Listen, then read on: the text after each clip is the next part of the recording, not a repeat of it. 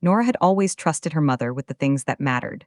She was 27 years old, living in Portland, Oregon, working two jobs, building something real from scratch. She had $11,000 in her savings account, not a fortune, but every dollar of it earned and deliberate, and representing 2 years of saying no to things she wanted so she could have something she needed. Then one morning she checked her account and the balance was $43, $11,000. Gone overnight, her mother said she had no idea, said the bank must have made an error, said these things happened and Nora shouldn't panic and it would all get sorted out. Nora filed a report. The bank investigated. The trail led somewhere her mother said was impossible. Nora didn't have proof. Not yet, so she waited. She rebuilt. She watched. 2 years later, a mutual friend sent her a screenshot, a Facebook account Nora had never seen, a name she didn't recognize. A profile photo taken from behind so the face wasn't visible, but the writing style was unmistakable. The stories were unmistakable. And buried in a post from 8 months ago, a detail so specific that only one person on Earth could have known it. Nora sat with that screenshot for 1 hour. Then she started pulling threads. And everything her mother had built on top of the truth came apart in about 72 hours. $11,000, gone overnight. Her mom said she knew nothing. 2 years later, one screenshot, one detail. Only one person could know it. Hit subscribe right now. 72 hours. Everything unraveled, don't miss it. My name is Nora. I'm 27 years old and I live in Portland, Oregon. I'm not someone who spends carelessly. Never have been. Every dollar I have earned has been accounted for, tracked, allocated, moved with intention from checking to savings on the first of every month like a ritual I took seriously, because I had learned early that nobody was coming to build financial security for me. I worked two jobs for 2 years to build what I had. Morning shifts at a healthcare clinic. Evening shifts 3 nights a week at a restaurant downtown. Tired most of the time, proud all of the time. $11,000 in savings, not a fortune to most people. To me, it was everything I had sacrificed 2 years of comfort to create. My mother and I were close in the way that single-parent households often produce, a closeness built from necessity as much as love, from years of it being mostly just the two of us navigating things together. She had raised me alone from the time I was 11. I had watched her work hard and I had respected that. As an adult, I had shared things with her I might not have shared if our relationship had been more complicated, account information once when she had helped me set something up, passwords before I understood why that was careless, the kind of access that feels like intimacy when you trust someone completely. I had never examined that trust. It had simply existed. The way foundations exist, invisibly, until the morning you look down and find a crack. It was a Wednesday. I remember because I checked my account every Wednesday morning, a habit I had developed as part of my weekly financial routine. I was sitting at my kitchen table with coffee, still in my robe, the particular unhurried quiet of a morning before the first shift. I opened my banking app the way I always did. And I sat there looking at the balance for a moment that stretched longer than it should have before my brain fully processed what I was seeing. $43, not 11,043, just 43. I closed the app. I opened it again.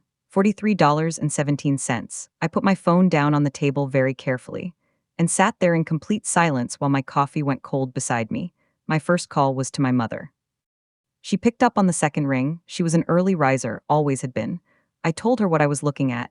She responded immediately with the specific warmth of someone handling a panicked person, calm, reassuring, gently redirecting. She said banks made errors sometimes. She said these things happened and got resolved. She said I should call the bank's customer service line and not panic because panicking never helped anything practical. She asked twice if I was okay. She said she was there if I needed anything. She stayed on the phone with me for 20 minutes while I looked at a balance of $43 and told myself she was probably right, that it was probably an error, that it would probably get resolved. I believed her because I always believed her. That was the problem. I called the bank, filed a formal report, was assigned a case number, and told that an investigation would take 7 to 10 business days. I went to work that morning on autopilot, the particular functioning numbness of someone in shock who has responsibilities that don't pause for shock. I served patients at the clinic and smiled at customers at the restaurant and came home each night and checked my case status and found nothing new. My mother called every day during that period, asked for updates, expressed appropriate concern, suggested I look into whether I had been the victim of a phishing scam, said she hoped the bank resolved it quickly, stayed close in a way that felt like support, and that I would later understand differently when I had more information than I had in those 10 days. The bank's investigation concluded on day 9. A representative called me in the afternoon and walked me through the findings carefully. The transactions had not been random or external. They had been executed through my online banking account using credentials that had been authenticated, meaning whoever accessed my account had my login information. The transactions had been broken into smaller amounts over a 48-hour window to avoid automatic fraud triggers. The IP address associated with the login was traced to a location in Portland, not my address, another Portland address. The representative said they were going to share the findings with me formally and that I could pursue further action through law enforcement. I wrote down the address they gave me. I looked at it for a long time after the call ended. Then I called my mother. She said the address meant nothing to her, that she had never heard of it, that this was clearly the work of a sophisticated criminal. I wrote that down too. I had no proof. That was the truth of where I stood after the bank's investigation. A connected address that my mother denied knowing. A transaction pattern that suggested someone with access to my credentials. Suspicion that sat in my chest like something with weight, but that I could not convert into action without documentation I didn't have. I could have confronted her. I thought about it for many nights in the weeks that followed, but confronting someone who has already constructed a denial only gives them more time to build that denial stronger. So I made a different decision. I closed the compromised account, opened new ones at a different bank with security protocols I told nobody about, started rebuilding from $43, and I waited quietly, carefully, for as long as it took. 2 years is a long time to carry something quietly. I had rebuilt my savings, past 11,000 this time, further than I had been before it was taken. New bank, new accounts, new security on everything I owned. I had also rebuilt something less measurable, a relationship with my own instincts that the experience had sharpened permanently. I stopped taking things at face value in the way I had before. Not cynically, carefully. There is a difference. I continued seeing my mother regularly because I had no proof, and because cutting someone off without proof only isolates you and tips your hand simultaneously. I smiled at dinners, asked about her week. Watched. 2 years of watching teaches you things that 2 years of confronting never could. The message came on a Thursday evening from a woman named Cassie, a mutual friend who had known both me and my mother for years through a community group we had all been part of. Cassie's message was brief. She said she had stumbled across something and wasn't sure what to make of it and thought I should see it. The attachment was a screenshot of a Facebook profile. The name on the account was Sandra Mills. I had never heard of Sandra Mills. The profile photo showed someone from behind, dark hair, the photo deliberately angled to obscure any identifying features. The account had been active for approximately 18 months based on what was visible. I looked at it for a long moment. Then I started reading the posts. My mother has a specific way of writing. Not unusual enough that a stranger would notice, but specific enough that someone who had read her texts and emails for 27 years would recognize it immediately. The rhythm of her sentences, the particular phrases she reached for when making a point, the way she structured complaints, always with a softening opener followed by the real content followed by a deflection that made the complaint seem reluctant rather than deliberate. Sandra Mills wrote exactly like that. Every post. The cadence was identical. I read through 18 months of content with the particular focused attention of someone who is looking for something specific and finding it everywhere they look. The writing alone wasn't proof, but it was the foundation of something that was going to become proof. I found it on page 3 of the account's post history, buried in a post from 8 months ago, the kind of casual detail that people include in personal writing without thinking about its specificity. Sandra Mills had written about a financial situation involving a family member. The post was vague in most of its particulars, clearly deliberate, clearly practiced in the art of saying things without saying them directly. But in the middle of the post, she had referenced a specific detail, a specific amount, a specific timing, information that had never been part of any bank report, any police filing, any conversation I had with anyone except my mother in the days after the money disappeared. The amount was $11,000. I sat very still when I read it, then I read it again. Then I took a screenshot of my own and saved it in 3 separate places. My instinct when I found the detail was to call someone, to share it immediately, to let the discovery move at the speed that discoveries want to move when they feel significant. I did not do that. I sat with the screenshot for the rest of that Thursday evening and let myself think clearly rather than reactively. My mother did not know I had seen this. Sandra Mills did not know anyone was looking. Every hour that remained in that condition was an hour in which the account continued existing and the trail continued being available. The moment I showed my hand to anyone, that could change. I opened a new folder on my laptop, saved everything Cassie had sent me, started working backward through the account's history methodically. I worked until 2 in the morning. I didn't tell Cassie what I had found.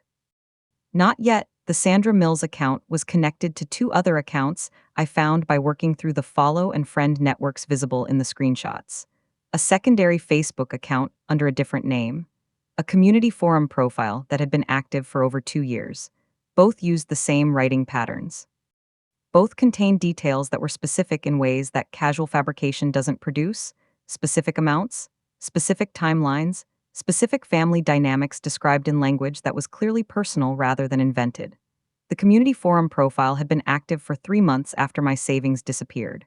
It had posted regularly about financial stress, about family complications, about money that had been unexpectedly acquired and needed to be managed carefully. I documented everything, every post, every date, every detail that connected to something I could verify independently. I found Ms. Reed through the Oregon State Bar's referral service, specifically requesting an attorney with fraud and financial crimes experience. She had 17 years of practice and reviews that described her as methodical, direct, and deeply effective. I called her Friday morning and had an appointment by that afternoon. I walked into her office with a printed folder containing everything I had documented the night before: the screenshots, the timeline, the specific detail from the post, the connected accounts, the 2 year history of what had happened and what I had been building since. Ms. Reed read through everything without speaking for 11 minutes. Then she looked up and said, "This is more than a starting point. Send me everything digitally tonight. I want my forensics contact to see this before the weekend."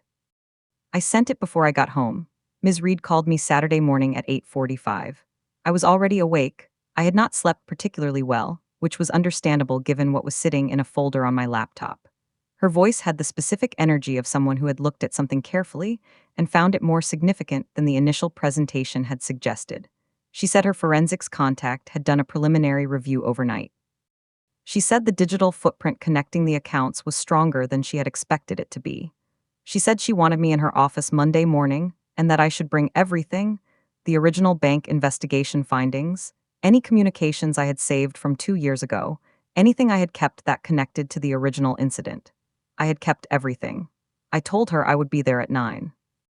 Ms. Reed's forensics contact had identified something in the preliminary review that went beyond the fake accounts.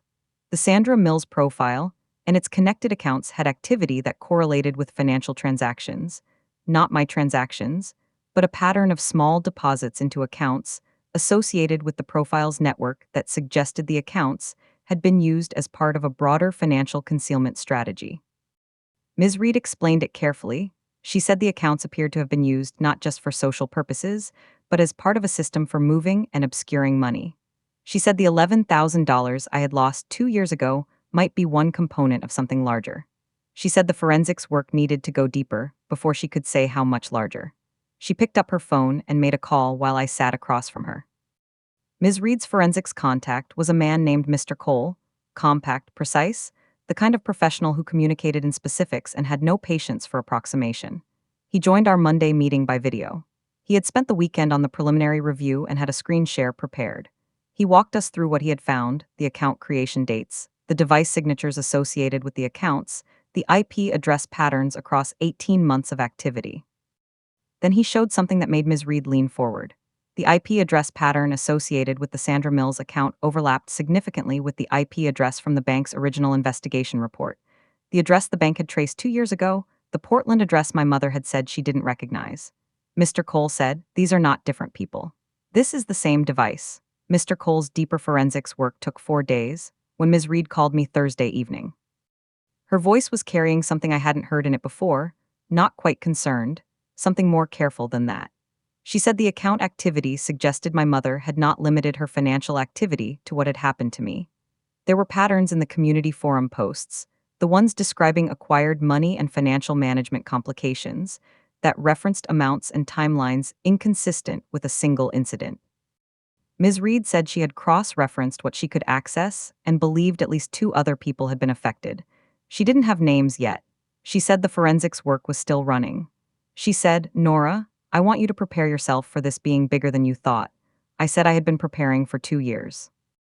By the end of the forensics week, Mr. Cole had reconstructed the original transaction trail from 2 years ago with a level of documentation that the bank's initial investigation had not achieved.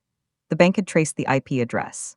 Mr. Cole traced everything else: the device, the browser fingerprint, the account access pattern, the timing of the transactions against the location data available from the account's other online activity during the same 48-hour window.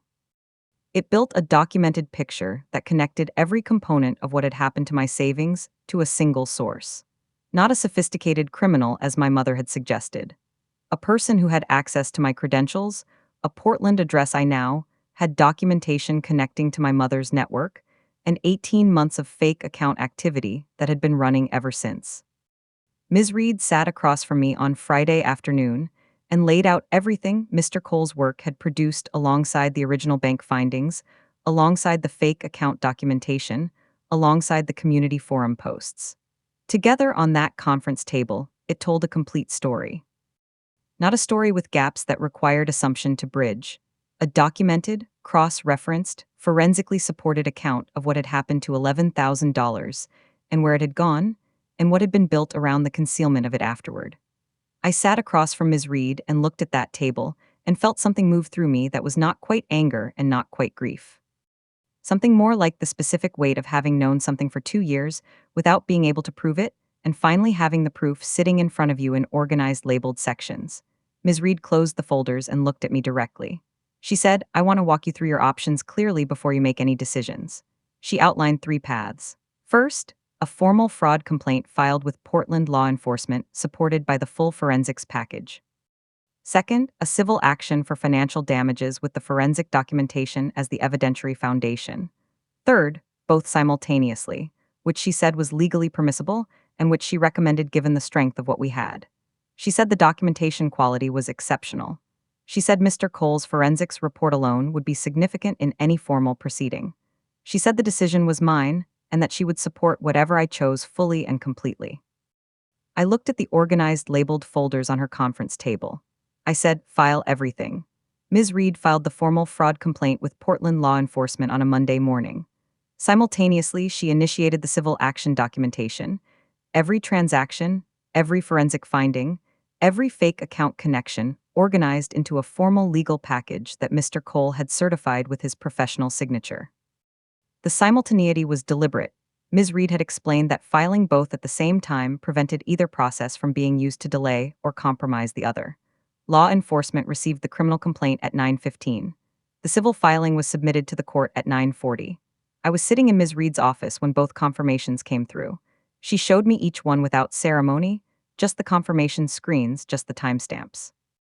I looked at both of them and felt the specific solidity of something real and documented entering a system designed to take it seriously. Ms. Reed had anticipated that the platforms hosting the fake accounts would be a critical piece of the formal process. She had prepared the legal requests in advance, formal preservation orders, requiring the platforms to maintain all account data pending investigation. Both Facebook and the Community Forum platform received the requests within hours of the law enforcement filing. The response from both was faster than Ms. Reed had expected. The platforms flagged the accounts immediately and placed them under preservation holds, meaning no content could be deleted or modified while the investigation was active. Mr. Cole had told us this was the most important first step, that people who run fake accounts often delete them the moment they suspect they have been discovered. The preservation holds meant that option was no longer available. Everything was locked exactly as it was. Law enforcement contacted my mother formally on Tuesday afternoon. Ms. Reed had a professional contact who kept her informed of procedural developments without compromising the investigation's independence. My mother received notice that she was the subject of a fraud investigation and that she was required to cooperate with the process. Ms. Reed told me the notice had been delivered at 2:17 in the afternoon. My mother called my phone at 2:51. I watched the call come in and let it ring. She called again at 2:53, and 3 more times over the following 20 minutes. Then a text, just my name, nothing else. Then another text that was longer and that I could see was emotional from the preview without opening it. I forwarded the notification log to Ms. Reed, did not open the text. This was the part that required the most intentional discipline. Every instinct I had built over 27 years of a relationship with my mother, built over 2 years of watching and waiting and rebuilding, was pulling toward the phone, toward picking up, toward hearing her voice and her version of things, and letting that version do what versions always did when they reached me directly. I recognized that pull completely clearly, and I did not follow it. Ms. Reed had been explicit. Every communication goes through her office from the moment the filing was made. I had agreed to that before we filed because I had known this moment would come, and I had known I would need the agreement to hold me in place when it did. I put my phone face down.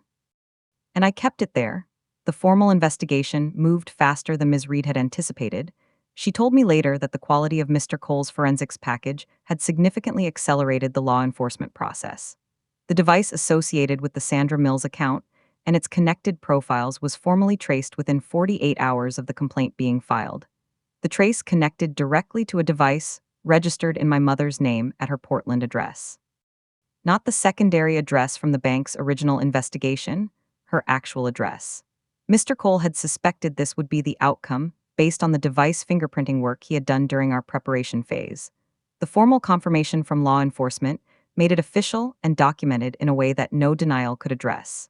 The investigation had moved from forensic probability to confirmed documentation in 48 hours.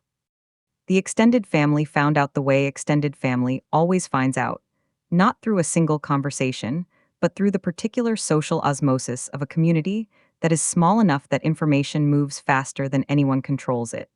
Cassie had told one person, after I had eventually told her what her screenshot had started. That person had told someone else. By Wednesday evening, my aunt had called me confused, concerned, asking carefully worded questions that told me she had heard something but wasn't sure what she had heard. I sent her the summary Ms. Reed had prepared for exactly this situation, factual, documented, without emotional framing. My aunt was quiet for a long time after I sent it. Then she called back and said, "Nora, your grandmother told me last year she thought some money was missing." I wrote that down and called Ms. Reed.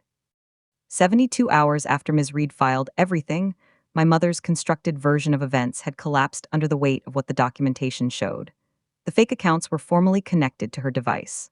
The transaction trail from 2 years ago was formally connected to the same source. The community forum posts referencing acquired money and financial management were preserved and part of the formal record. The additional information from my aunt about my grandmother had been added to the case file. My mother had retained an attorney. Ms. Reed's contact told her that. Her attorney had made one inquiry to the investigating officer and had gone quiet after receiving the response. 72 hours. That was how long the structure my mother had built on top of the truth had taken to come apart once the documentation started moving through the right channels. Ms. Reed called me on a Friday afternoon 3 weeks after the filing. She asked if I had time to come in. I cleared my afternoon and was in her office by 2.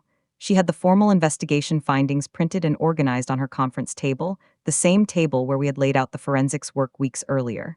The findings were clear and comprehensive. The device trace was confirmed. The transaction trail confirmed. The fake account connections were confirmed. The law enforcement recommendation was for formal charges to be filed: fraud, identity theft, financial exploitation. Ms. Reed walked me through each finding carefully and specifically. When she finished, she folded her hands on the table and looked at me directly. She said, "Nora, you built this case. Every piece of documentation you brought to that first meeting made this possible." Within a week of the investigation findings becoming known through the family network, 2 people contacted Ms. Reed's office directly. My aunt, whose call about my grandmother I had forwarded immediately, had spoken with my grandmother's neighbor, an elderly woman who had been close to my grandmother for years. The neighbor confirmed that my grandmother had mentioned missing money on 2 separate occasions before her health had declined. The second contact came from a cousin I hadn't spoken to in 3 years. She had noticed an account discrepancy 18 months ago that she had attributed to her own error and never pursued. Ms. Reed added both to the formal case file. What had begun as the story of $11,000 taken from one savings account had become the documented story of a pattern spanning years and multiple people. The formal legal proceedings began 6 weeks after the initial filing. Ms. Reed guided me through every step with the precision and clarity I had come to expect from her. Nothing unexplained, nothing assumed, every development communicated before I encountered it through any other channel. My mother appeared with her attorney at the first formal proceeding. I saw her across that room for the first time since before the filing. She looked smaller than I remembered, not physically, something else. The particular diminishment of someone whose constructed version of reality has been replaced by a documented one. She did not look at me directly during the proceeding. I looked at her once, clearly, steadily, and then returned my attention to Ms. Reed and the process that was moving exactly as it was designed to move.